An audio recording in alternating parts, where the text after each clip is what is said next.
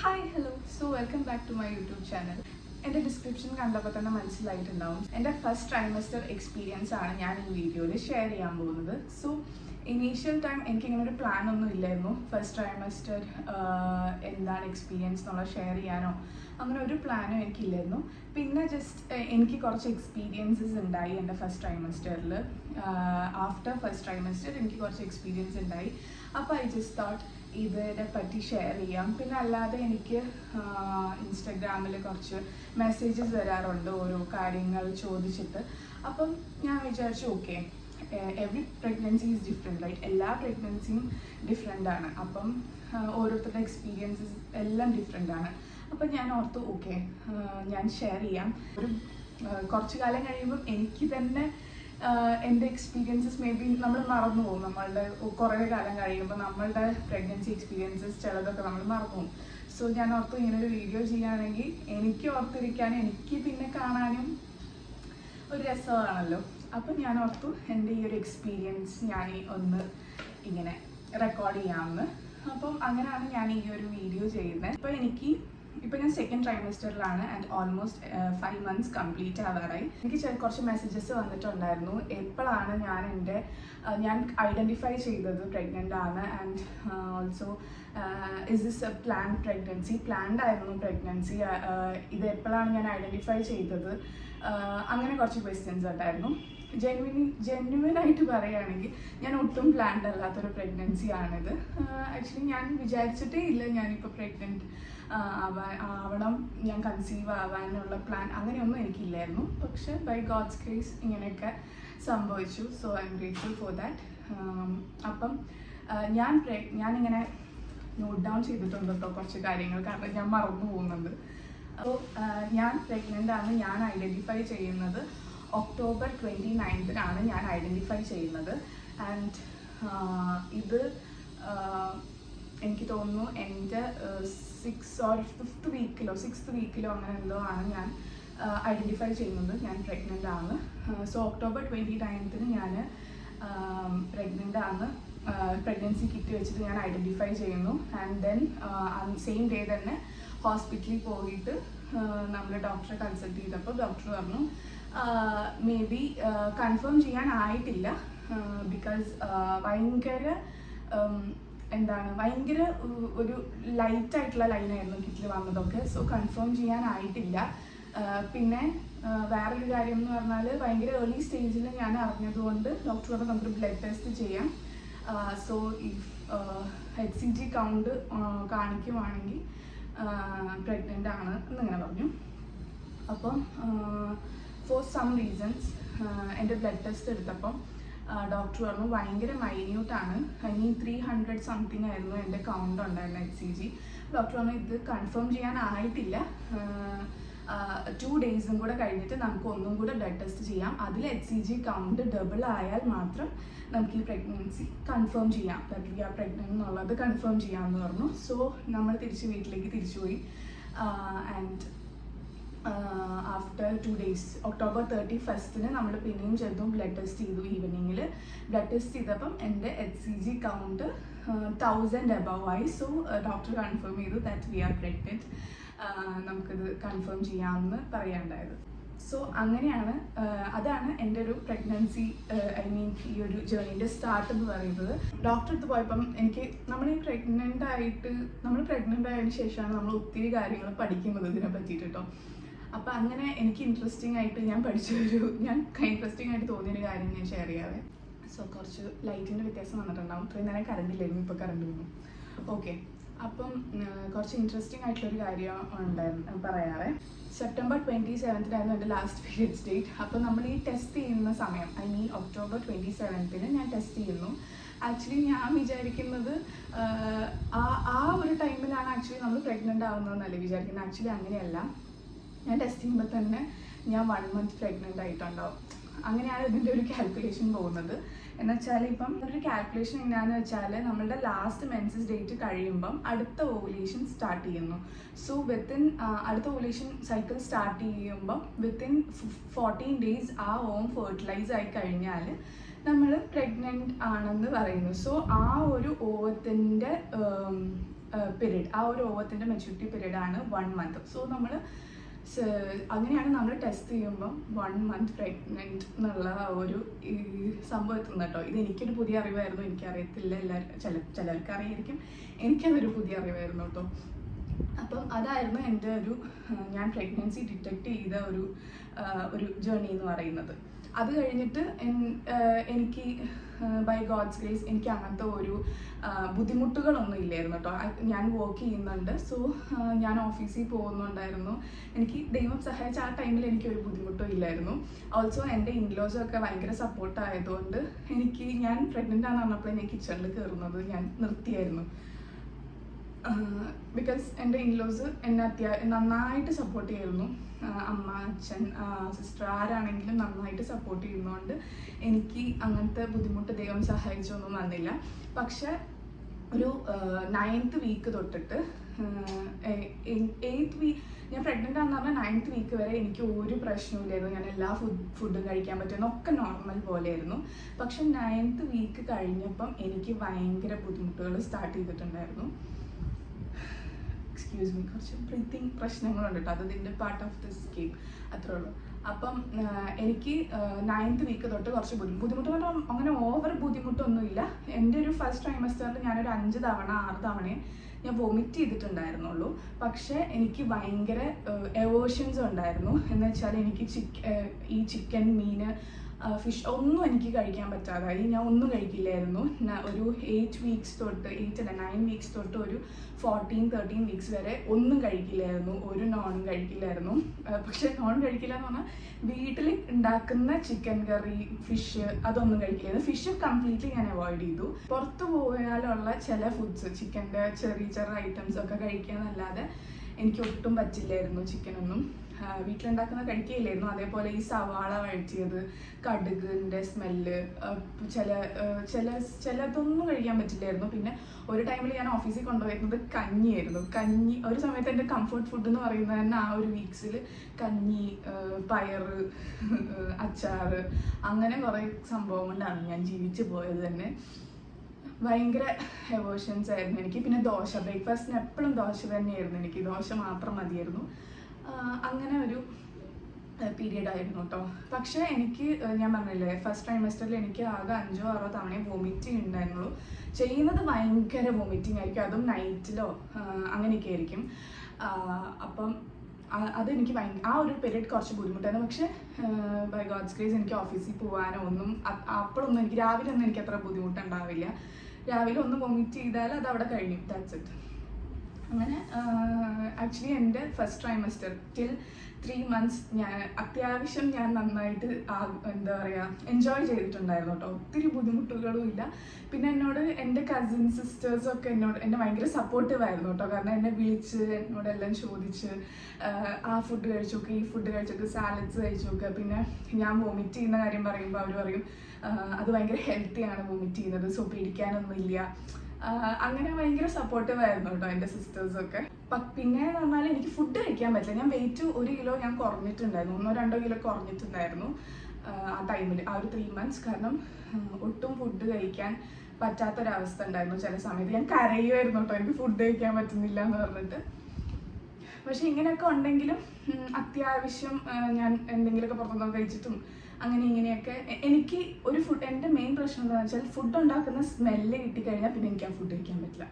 അപ്പോൾ അധികം വീട്ടിൽ ഫുഡ് ഉണ്ടാക്കുമ്പോൾ ഞാൻ പുറത്തൊക്കെ പോയിരിക്കും, അങ്ങനെയൊക്കെയായിരുന്നു മാനേജ് ചെയ്തിരുന്നത്. പക്ഷേ ഇറ്റ് വാസ് ലൈക്ക് ഫൈൻ, ഞാൻ എൻജോയ് ചെയ്തിട്ടുണ്ടായിരുന്ന ഒരു ടൈം. പിന്നെ ബുദ്ധിമുട്ടുണ്ടായിരുന്നെന്ന് പറഞ്ഞാൽ അസിഡിറ്റി, ഭയങ്കര നെഞ്ചരിച്ചിലായിരുന്നു. എൻ്റെ ദൈവമേ, അതെനിക്ക് സഹിക്കാൻ പറ്റുന്നില്ലായിരുന്നു. രാത്രി നെഞ്ചരിച്ചിൽ ജെലിസിൽ കൊണ്ടായിരുന്നു ഞാൻ ഫുൾ ടൈം നടന്നിരുന്നത്. അപ്പം അങ്ങനെ ഒരു പ്രശ്നം. സോ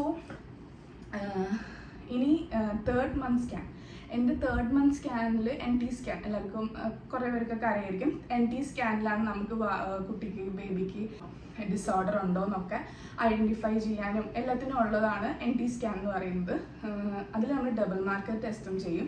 സോ എനിക്ക് ഡബിൾ മാർക്കർ ടെസ്റ്റിലെല്ലാം ഓക്കെ ആയിരുന്നു, NT സ്കാനിലും എനിക്ക് എല്ലാം ഓക്കെ ആയിരുന്നു. ഒരു കാര്യം ഒഴിച്ച് എൻ്റെ സെർവിക്കൽ ലെങ്ത്ത് ശരിക്കും നോർമൽ 3 months ആകുമ്പം നമുക്ക് സെർവിക്കൽ ലെങ്ത്ത് എബവ് 3 വരണം, 3 or 3 above വരണം സെർവിക്കൽ ലെങ്ത്ത്. പക്ഷേ എനിക്കുണ്ടായിരുന്നത് 2.8 സെൻറ്റിമീറ്റർ ആയിരുന്നു എൻ്റെ സെർവിക്കൽ ലെങ്ത് ഉണ്ടായിരുന്നത്. അപ്പം ഡോക്ടർ പറഞ്ഞിട്ടുണ്ടായിരുന്നു കുറച്ച് ശ്രദ്ധിക്കണം എന്നല്ല ഡോക്ടർ പറഞ്ഞത്, അധികം ആക്ടിവിറ്റീസ് വേണ്ട. ഇപ്പം എക്സസൈസ് ചെയ്തോളാനോ ചെറിയ ചെറിയ എക്സസൈസസോ അങ്ങനെ എന്തെങ്കിലുമൊക്കെ പറഞ്ഞു തരുമല്ലോ. അപ്പം എന്നോട് ഡോക്ടർ പറഞ്ഞു അതൊന്നും ചെയ്യണ്ട, പക്ഷെ ആസ് യൂഷ്വൽ ഇതുവരെ ഉള്ള പോലെ തന്നെ പോവാം. 2.8 സെൻറ്റിമീറ്റർ ആണ്, പക്ഷെ അത് കൂടിക്കോളും. ഒരു ജാനുവരി 30th ആകുമ്പോൾ ഒന്നും കൂടെ ഞാൻ NT സ്കാനിന് പോകുന്നത് ഡിസംബർ 27th ഞാൻ NT സ്കാനിന് പോകുന്നത്. അപ്പോൾ ആ സമയത്ത് സെർവിക്കൽ ലെങ്ത് കുറവാണ്, 2.8 3 മുകളിൽ വന്നാൽ ഇറ്റ് ഇസ് സേഫ്. പക്ഷെ അത്ര സീരിയസ് ആയിട്ടും നമ്മളോട് പറഞ്ഞിട്ടില്ലായിരുന്നു കേട്ടോ. ജസ്റ്റ് ഒന്ന് സൂക്ഷിച്ചാൽ മതി, പക്ഷേ ഓഫീസിൽ പോവാ ഇതുവരെ ഉള്ള പോലെ തന്നെ പോവാൻ മുന്നോട്ട് അങ്ങനെ പറഞ്ഞായിരുന്നു. അപ്പം സെർവിക്കൽ ലെങ്ത് മാത്രം ടെസ്റ്റ് ചെയ്യാൻ വേണ്ടിയിട്ട് ജാനുവരി 30th വരണം എന്ന് പറഞ്ഞിട്ടുണ്ടായിരുന്നു. അപ്പം നമ്മളെല്ലാവരും ഓക്കെ, NT സ്കാനിൽ ബാക്കിയെല്ലാം ഓക്കെ ആണെന്ന് വെച്ചിട്ട് ഹാപ്പിയായി നമ്മളെല്ലാവരും തിരിച്ച് വീട്ടിലോട്ട് പോയി. ആൻഡ് Jan 30th ലാക്ടേഷൻ കൺസൾട്ടേഷനും എടുത്തിട്ടുണ്ടായിരുന്നു കേട്ടോ. അപ്പം സോ ആരെങ്കിലും പ്രഗ്നൻ്റ് ആയിട്ടുള്ളവരുണ്ടെങ്കിൽ ചില ഹോസ്പിറ്റൽസിൽ അത് പറഞ്ഞു കൊടുക്കുന്ന ഞാൻ കേട്ടിട്ടില്ല, ലാക്ടേഷൻ കൺസൾട്ടേഷൻ. സോ അത് നിങ്ങൾ ചോദിച്ച് മേടിക്കണം കേട്ടോ. ലാക്ടേഷൻ കൺസൾട്ടേഷൻ എന്തായാലും എടുക്കാൻ ട്രൈ ചെയ്യണം പ്രഗ്നൻറ്റ് ആയ ആ ഒരു ടൈമിൽ തന്നെ. It is good for your ബേബിക്കും നമുക്കും ഒക്കെ നല്ലതാണ് ലാക്ടേഷൻ കൺസൾട്ടേഷൻ എടുക്കുന്നത്. അങ്ങനെ ജാനിലെല്ലാം സ്മൂത്തായിട്ട് പോയിക്കൊണ്ടിരിക്കുന്ന സമയത്താണ് Jan 20th ഒരു മൺഡേ രാവിലെ ഓഫീസിൽ പോകാൻ വേണ്ടിയിട്ട് ഞാൻ എണീക്കുമ്പോൾ I was just little uncomfortable എന്ന് പറഞ്ഞാൽ അങ്ങനെ ഭയങ്കര പ്രശ്നം അങ്ങനെയൊന്നുമില്ല. പക്ഷെ എനിക്കെന്തോ ഒരു സംതിങ് നമ്മുടെ പീരിയഡ്സിൻ്റെ ഒരു വേദന പോലെ ഇങ്ങനെ തോന്നി. ഭയങ്കര വേദനയല്ല കേട്ടോ. അങ്ങനെ ഓഫീസിൽ പോകാൻ വേണ്ടി എണീറ്റ് ഞാൻ നേരെ ബാത്റൂം പോയപ്പം എനിക്ക് ബ്ലീഡിങ് ഉണ്ടായി. അപ്പം ബ്ലീഡിങ് എന്ന് പറഞ്ഞാൽ സ്പോട്ടിങ് അല്ലായിരുന്നു, ഫ്രഷ് ബ്ലഡ് എനിക്ക് പോകുന്നുണ്ടായിരുന്നു. സോ ആ സമയത്ത് ഞാൻ ഭയങ്കര നെർവസായി, നമ്മളെല്ലാവരും നെർവസായി, പേടിച്ചു. എന്താണിത് പെട്ടെന്നൊരു സുപ്രഭാതത്തിൽ. കാരണം അതിൻ്റെ മുന്നേ എനിക്കൊരു വേദന, ഒരു ഡിസ്കംഫേർട്ടും എനിക്ക് ഉണ്ടായിട്ടില്ല. ഐ മീൻ ആ ഡേൻ്റെ മുന്നത്തെ ഡേയ്സ് ഒന്നും ഒരു ഡിസ്കംഫേർട്ട് ഉണ്ടായിട്ടില്ല, ഒരു പ്രശ്നം ഉണ്ടായിട്ടില്ല, ഒരു ഹെൽത്ത് ഇഷ്യൂസും ഉണ്ടായിട്ടില്ല. പക്ഷെ മൺഡേ എനിക്ക് ബ്ലീഡിങ് സ്റ്റാർട്ട് ചെയ്തു, ഫ്രഷ് ബ്ലഡ് പോയി. അപ്പം നമ്മൾ വേഗം അപ്പം തന്നെ 8 AM അങ്ങനെ എന്തോ ആണ് നമ്മളത് കണ്ടത്. അപ്പം നന്ദു ഉണ്ടായിരുന്നു അവിടെ, നന്ദുവിൻ്റെ അമ്മ ഉണ്ടായിരുന്നു. നമ്മളപ്പം തന്നെ ഹോസ്പിറ്റലിലോട്ട് പോയി 8:15 ഒക്കെ ആകുമ്പോൾ തന്നെ നമ്മളടുത്താണ് നമ്മൾ കാണിക്കുന്നത് കേട്ടോ. വിജയലക്ഷ്മി മെഡിക്കൽ സെൻറ്ററിലാണ് നമ്മൾ കാണിക്കുന്നത്. അപ്പം നല്ല സർവീസ് ആയിരുന്നു. എനിക്ക് പേഴ്സണലി ഭയങ്കര ഇഷ്ടമാട്ടോ വിജയലക്ഷ്മി മെഡിക്കൽ സെൻറ്റർ ആ സർവീസൊക്കെ. കാരണം അവർ നല്ല കെയർ ചെയ്ത് നമ്മളെ നോക്കും. അപ്പം നമ്മൾ ചെന്നപ്പോൾ തന്നെ നമ്മൾ സ്കാനിങ് റൂമിലേക്ക് കയറ്റി. ഇന്റേണൽ ബ്ലീഡിങ് ഉണ്ടോ എന്ന് അറിയാൻ വേണ്ടിയിട്ട് സ്കാനിങ് റൂമിലേക്ക് കൊണ്ടുപോയതാട്ടോ. അപ്പം നോക്കിയപ്പോൾ ഇന്റേണൽ ബ്ലീഡിങ് ഒന്നും ഇല്ല. സോ അപ്പം എന്നോട് സിസ്റ്റേഴ്സ്, ഞാൻ ഹോസ്പിറ്റലിൽ എത്തിയിട്ട് ഞാൻ കരയുന്നത് കണ്ടപ്പോൾ തന്നെ സിസ്റ്റേഴ്സ് പറയുന്നുണ്ടായിരുന്നു പേടിക്കേണ്ട, ചിലപ്പം പ്ലാസൻ്റെ ലോ ലൈനിലേക്ക് വന്നതായിരിക്കും, താഴ്ന്നതായിരിക്കും, പേടിക്കേണ്ട ആവശ്യമില്ല എന്നിങ്ങനെ പറഞ്ഞിട്ടുണ്ടായിരുന്നു. അപ്പോൾ സ്കാനിങ് റൂമിൽ കയറ്റി സ്കാൻ ചെയ്തപ്പോൾ തന്നെ അവർക്ക് മനസ്സിലായി എൻ്റെ പ്ലാസൻ്റെ താഴ്ന്നിട്ടാണ് ഉള്ളത് എന്നുള്ളത് മനസ്സിലായി. ഞാൻ ഇനീഷ്യൽ ടൈം ഞാൻ പറഞ്ഞില്ലേ 3rd month സ്കാനിൽ സെർവിക്കൽ ലെങ്ത് കുറവാണെന്ന് കണ്ടു.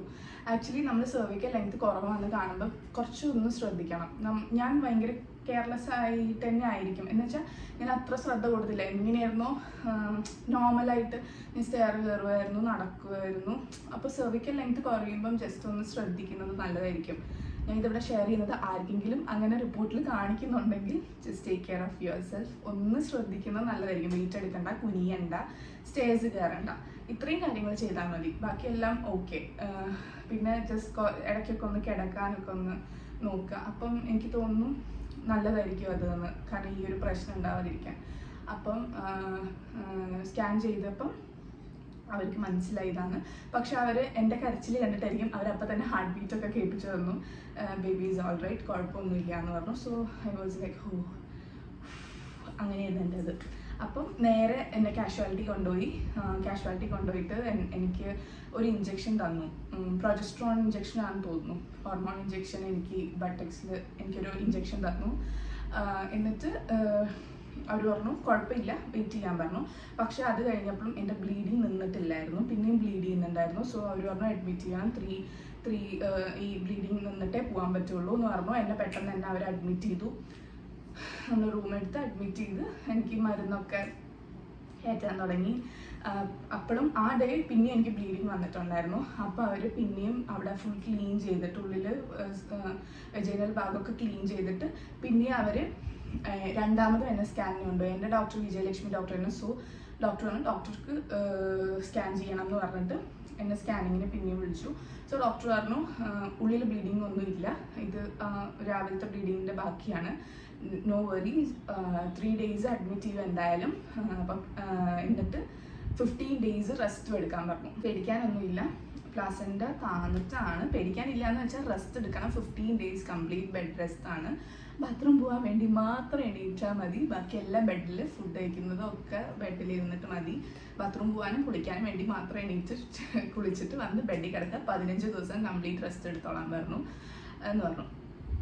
സോ പ്ലാസൻ്റ പെർവിയ അതായിരുന്നു എൻ്റെ കണ്ടീഷൻ്റെ പേര് കേട്ടോ, പ്ലാസൻ്റ പെർവിയ എന്നായിരുന്നു. അപ്പം സോ ഞാനിവിടെ സ്ക്രീനിൽ കൊടുക്കാം അതിൻ്റെ ഒരു ഫോട്ടോ എങ്ങനെയായിരിക്കും ഉണ്ടാവുക എന്നുള്ളത്. അത് ഇറ്റ് ഈസ് ലിറ്റിൽ ഡേഞ്ചറസ് എന്ന് പറഞ്ഞാൽ ഇറ്റ് ലൈക്ക് കുറച്ച് ബുദ്ധിമുട്ടുകൾ ഉണ്ടാക്കും. എന്ന് വെച്ചാൽ പ്ലാസൻ്റെ മുകളിലേക്ക് വന്നിട്ടില്ലെങ്കിൽ നമുക്ക് സി സെക്ഷൻ ഉണ്ടാവും. അതൊരു പ്രശ്നം. സി സെക്ഷൻ, നോർമൽ ഡെലിവറി, അതിനെ പറ്റിയിട്ട് എനിക്ക് കൂടുതൽ നോളജ് ഇല്ല. സോ ഞാൻ അതിനെ പറ്റിയൊന്നും പറയുന്നില്ല. പക്ഷെ നമുക്ക് പ്രീമച്വർ ബേബി ഉണ്ടാവാനുള്ള ചാൻസസ് ഉണ്ട് പ്ലാസൻ്റെ ലോ ലൈനിൽ വന്നാൽ. സോ നമ്മളത് ടേക്ക് കെയർ ചെയ്യുന്ന വേണം. അങ്ങനെ 3 days ഞാൻ ഹോസ്പിറ്റലിൽ അഡ്മിറ്റായി. എനിക്ക് ഇഞ്ചെക്ഷൻസ് ഉണ്ടായിരുന്നു, പ്രൊജസ്ട്രോൺ ഇഞ്ചെക്ഷൻ തന്നെ. അതിൻ്റെ മുന്നേ എനിക്ക് പ്രൊജസ്ട്രോൺ ടാബ്ലറ്റ് 2 times ആയിരുന്നു ഈ ഒരു സംഭവം ഉണ്ടാകുന്നതിൻ്റെ മുന്നേ വരെ. പക്ഷേ ഇപ്പം എനിക്കത് 3 times ആക്കി എഴുതി തന്നു. അങ്ങനെ കുറച്ച് ചേഞ്ചസ് ഒക്കെ വന്നു. അങ്ങനെ 3 days ഞാൻ ഹോസ്പിറ്റലിൽ അഡ്മിറ്റായി. പിന്നെ കംപ്ലീറ്റ് ബെഡ് റെസ്റ്റിലേക്ക് പോയി. 15 days ഞാൻ കംപ്ലീറ്റ് ബെഡ് റെസ്റ്റ് ആയിരുന്നു. ആൻഡ് അയ്യോ, ആ ഒരു അവസ്ഥ എന്ന് പറഞ്ഞാൽ ഇറ്റ് ഈസ് ലിറ്ററലി ലൈക്ക് നമ്മൾ മടുക്കും. നമുക്ക് പ്രഗ്നൻസി പീരീഡ് നമ്മൾ മടുക്കുന്നത് ആ ഒരു പീരീഡിലായിരിക്കും. എന്ന് വെച്ചാൽ നമ്മൾ അതുവരെ പ്രഗ്നൻ്റ് ആയിട്ട് നമുക്ക് വലിയ മാറ്റമില്ല, ഓഫീസിൽ പോകുന്നു, പുറത്ത് പോയിട്ടുണ്ടായിരുന്നു. ഐ വാസ് ലൈക്ക് ലിറ്ററലി ഞാൻ എൻജോയ് ചെയ്തൊരു പീരീഡ് ആയിരുന്നു. പക്ഷേ ഈ ഒരു കണ്ടീഷൻ വന്നപ്പം കംപ്ലീറ്റ് ഞാൻ ഫെഡപ്പായി പോയി. എനിക്ക് അയ്യോ, വീട്ടിൻ്റെ ഉള്ളിൽ ഇരുന്ന് ഐ വാസ് ലൈക്ക് എനിക്ക് വയ്യ ഇങ്ങനെ ഇരുന്നിട്ട്. പക്ഷെ എൻ്റെ ഇൻലോസ് ഒക്കെ നല്ല സപ്പോർട്ടീവ് ആയതുകൊണ്ട് എനിക്ക് വേറെ ബുദ്ധിമുട്ടുകളൊന്നും ഇല്ലായിരുന്നു. പക്ഷെ എനിക്കിങ്ങനെ വീട്ടിലിരിക്കുന്നതെന്ന് പറഞ്ഞാൽ എനിക്ക് ഭയങ്കര ഇറിറ്റേഷനാണ്. ആർക്കൊക്കെ അത് മനസ്സിലാവുമെന്ന് എനിക്കറിയില്ല, പക്ഷെ ചിലർക്കെങ്കിലും മനസ്സിലാവുമായിരിക്കും നമുക്ക് ആ ഒരു 4 ചുമരിൻ്റെ ഉള്ളിൽ ഇരിക്കുന്ന ഒരു ബുദ്ധിമുട്ട്. ഞാൻ അങ്ങനെ ഇരിക്കുന്ന ഒരാളേ അല്ല. ഐ വാസ് ലൈക്ക് എപ്പോഴും അങ്ങോട്ട് പോകണോ ഇങ്ങോട്ട് പോകണോ, അത് ചെയ്യുന്നു ഇത് ചെയ്യുന്നു എന്തെങ്കിലുമൊക്കെ ചെയ്തുകൊണ്ടിരിക്കുന്ന ആളാണ്. പക്ഷേ 15 days ഞാൻ പെട്ടുപോയി അങ്ങനെ. പക്ഷെ ആ ഡ്രസ്സ് നമ്മൾ എടുത്തിട്ടില്ലെങ്കിൽ ഇവർ സെർവിക്സ് സ്റ്റിച്ച് ചെയ്യും. അത് നമുക്ക് അതിലും ബുദ്ധിമുട്ടാകും. കാരണം പ്രഗ്നൻസി കഴിയുന്നവരെയും ബെഡ് റെസ്റ്റ് ചെയ്യേണ്ടി വരും. അപ്പോൾ I just thought okay 15 days അല്ലേ ഇരിക്കാം. വർക്ക് ചെയ്യായിരുന്നു കേട്ടോ. വർക്ക് ഫ്രം ഹോം എടുത്ത് ഡോക്ടറോട് ഞാൻ ചോദിച്ചിട്ടുണ്ടായിരുന്നു ഞാൻ വർക്ക് ചെയ്തോട്ടെ. അപ്പോൾ ഡോക്ടർ പറഞ്ഞു യെസ് വർക്ക് ചെയ്തോ, ബെഡിൽ ഇരുന്നിട്ട് ലാപ്ടോപ്പ് ടേബിൾ വെച്ചിട്ട് വർക്ക് ചെയ്തോളാൻ പറഞ്ഞായിരുന്നു. അപ്പോൾ ഞാൻ വർക്ക് ചെയ്യുന്നുണ്ടായിരുന്നു. അതായിരുന്നു എനിക്ക് ആകെയുള്ള റിലാക്സേഷൻ എന്ന് പറയുന്നത്. അപ്പം അങ്ങനെ പിന്നെ യെസ് ഞാൻ അങ്ങനെ എൻ്റെ 15 days ഞാൻ കംപ്ലീറ്റ് ചെയ്തു. എന്നോട് റിവ്യൂ സ്കാനിന് വരാൻ പറഞ്ഞിട്ടുണ്ടായിരുന്നു. ഞാൻ റിവ്യൂ സ്കാനിന് പോയി. So doctor was like okay കുഴപ്പമൊന്നുമില്ല, പക്ഷെ ശ്രദ്ധിക്കണം, പക്ഷെ കുഴപ്പമില്ല, പ്ലാസൻ്റെ മുകളിലേക്ക് വന്നിട്ടുണ്ട്. ഐ മീൻ മുകളിലേക്കല്ല, പാർഷ്യലി ഓക്കെ ആയിട്ടുണ്ട്. താഴെ കിടക്കുന്ന പാർഷ്യലി വന്നിട്ടുണ്ട്. അങ്ങനെ പേടിക്കാനില്ല, പക്ഷെ ടേക്ക് കെയർ ചെയ്യണം. വേറെ എക്സസൈസ് ഒന്നും പറയുന്നില്ല. കൂടുതൽ നടക്കണ്ട, കൂടുതൽ ഇരിക്കണ്ട, ബെഡ് റെസ്റ്റ് സ്റ്റോപ്പ് ചെയ്തോളാൻ പറഞ്ഞു. അത് കേട്ടപ്പോൾ തന്നെ എനിക്ക് ഭയങ്കര സമാധാനമായിരുന്നു കേട്ടോ. സോ ഇതായിരുന്നു എൻ്റെ ആ ഒരു 4 month ജേർണി എന്ന് പറയുന്നത്. ഫസ്റ്റ് ട്രൈമസ്റ്ററും അത് കഴിഞ്ഞിട്ടുള്ള ഒരു മന്ത് ജേർണി എന്ന് പറയുന്നത് ഇതായിരുന്നു. സോ ഇത് ഞാനിവിടെ ഷെയർ ചെയ്യാൻ കാരണം എവറി പ്രഗ്നൻസി ഈസ് ഡിഫറെൻറ്റ്. എനിക്ക് ഒരു കുഴപ്പവും ഇല്ല എന്ന് വിചാരിച്ച സമയത്താണ് എനിക്കിങ്ങനെ വന്നത്. സോ നമ്മളെപ്പോഴും അത്യാവശ്യം നന്നായിട്ട് നമ്മൾ ടേക്ക് കെയർ ചെയ്യുക. അങ്ങനെയാണ് എനിക്ക് തോന്നിയത്. പിന്നെ ഈ പ്ലാസൻ്റ ലോ ലൈൻ, പ്ലാസൻ്റ പെർവിയ എന്ന് പറഞ്ഞ condition it is just normal condition. മിക്കവർക്കും വരുന്നൊരു കണ്ടീഷനാണിത്. ഒത്തിരി ടെൻഷൻ അടിക്കാനില്ല. നമ്മൾ പ്രോപ്പർ കെയറും റെസ്റ്റും കൊടുത്താൽ എല്ലാം ഓക്കെ ആയിക്കോളും. സോ ഇത് ആർക്കെങ്കിലും ഉണ്ടെങ്കിലോ അല്ലെങ്കിൽ എന്തെങ്കിലും ആർക്കെങ്കിലും ഇത് എൻ്റെ എക്സ്പീരിയൻസ് കേൾക്കുമ്പോൾ ആർക്കെങ്കിലും റിലേറ്റ് ചെയ്യാൻ പറ്റിയാലെന്നൊക്കെ വെച്ചിട്ടാണ് ഞാനിത് ഷെയർ ചെയ്തത്. അപ്പോൾ അതായിരുന്നു എൻ്റെ ഒരു ജേർണി എന്ന് പറയുന്നത്. പിന്നെ എനിക്ക് ഞാൻ പ്രഗ്നൻ്റ് ആയതിനു ശേഷമുള്ള മാറ്റങ്ങൾ എന്തൊക്കെയാണെന്നൊക്കെ ചോദിച്ചാൽ എനിക്ക് അങ്ങനെ ഒത്തിരി മാറ്റമൊന്നും ഫീൽ ചെയ്തിട്ടില്ല. ഞാൻ ഞാൻ ഓൾറെഡി ഇമോഷണലി സ്റ്റേബിൾ അല്ലാത്ത ഒരാളാണ്. അത് കുറച്ചും കൂടി ഞാൻ ഒട്ടും ഇമോഷണലി സ്റ്റേബിൾ അല്ലാണ്ടായി, ഭയങ്കര ലോ സ്റ്റെബിലിറ്റിയിലേക്ക് ഞാൻ പോയി. അതായിരുന്നു എനിക്ക് വേറൊരു കാര്യം വന്നത്.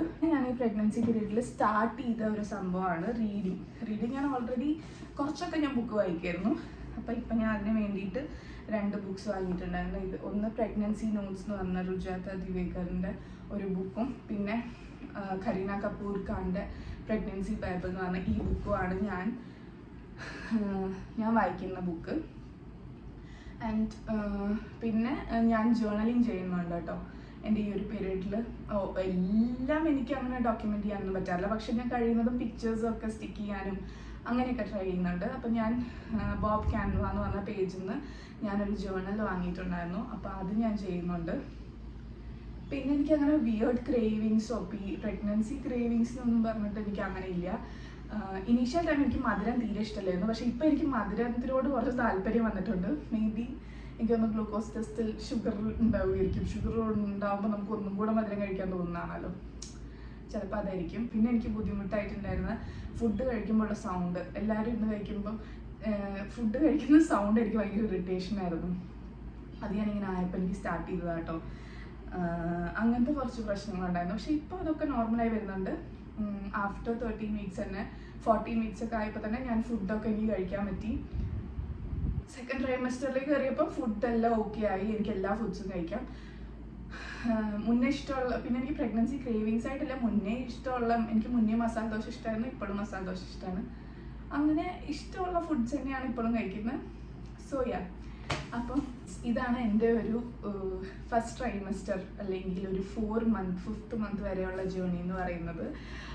ഇത് ഞാൻ അങ്ങനെ ഷെയർ ചെയ്യണം എന്ന് ഓൾറെഡി പ്ലാൻ ചെയ്ത് ഷെയർ ചെയ്തതല്ല, പക്ഷേ ഐ ജസ്റ്റ് തോട്ട് ഇത് ഷെയർ ചെയ്യാം. എൻ്റെ ഓരോ പ്രഗ്നൻസി ഞാൻ പറഞ്ഞില്ല ഡിഫറെൻ്റ് ആണ്. സോ ഐ ജസ്റ്റ് തോട്ട് ഇത് ഷെയർ ചെയ്യാം എന്നങ്ങനെ വിചാരിച്ചിട്ട് ഞാൻ ഷെയർ ചെയ്തതാണ്. ഇതിൽ ഒത്തിരി കാര്യങ്ങൾ ഞാൻ മിസ് ഔട്ട് ആയിട്ടുണ്ടോ എനിക്കറിയില്ല, പക്ഷെ എന്നാലും ഞാൻ പറയണമെന്ന് വിചാരിച്ച കുറച്ച് കാര്യങ്ങളാണ് ഞാൻ പറഞ്ഞത്. അപ്പോൾ yes, I hope you all love this video. അപ്പം ഇഷ്ടപ്പെട്ടിട്ടുണ്ടെങ്കിൽ ആസ് ഓൾവേസ് എല്ലാവരും പറയുന്ന പോലെ ലൈക്ക് ചെയ്യുക, ഷെയർ ചെയ്യുക, പിന്നെ നമ്മുടെ ചാനൽ സബ്സ്ക്രൈബ് ചെയ്യുക. സോ ഞാൻ ഫ്യൂച്ചറിൽ മോർ വീഡിയോസ് ഇടുമ്പോൾ എല്ലാവരും കാണാൻ പറ്റും. സോ അപ്പോൾ ഈ നെക്സ്റ്റ് ഒരു വീഡിയോയിൽ കാണാം. So everyone stay tuned.